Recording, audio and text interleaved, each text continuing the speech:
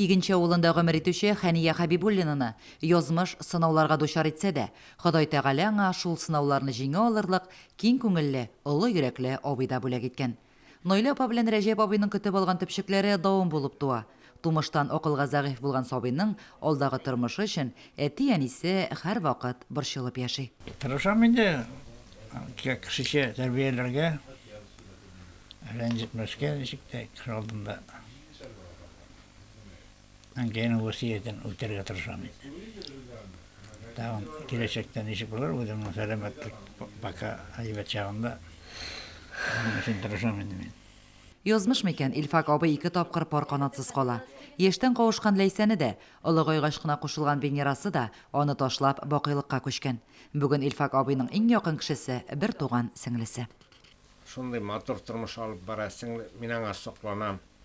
Шундый булдыралган кеше, бүтән күршеләребез, бүтән урамнарыбыз, әби бабайлар аңа керә. Бүтән эшләрен эшләп бирә аларга. И һәм әйбер дә сорамый. Шундый кешелекле кеше, менә шундый кешеләр була бит. Хәния апага кышка 50 яшь тула. Ә ул әле дә сабыйлыктан чыкмаган. Яратып кия торган зәңгәр төстәге башлыгын йоклаганда да салмый үзе тагын. Үзеннән 13 яшькә өлкән абыйсы тәмле итеп ашарны әзерләп, мунчасын кертеп тора. Илфак абый озак еллар Трудовик совхозында механизатор, аннары сыер саву операторы булып эшләгән.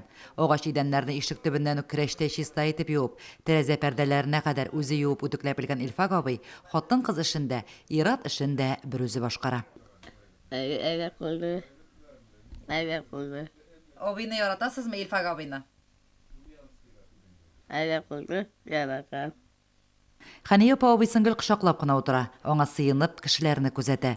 Бөтен авырлыклардан, явызлыклардан саклаучым исән генә булсын дигән сүзләрен Хәния апаның күзләреннән дә укып булыр иде. Лилия Шәймиева, Вадим Миннабаев, Мөслим телевидениесе.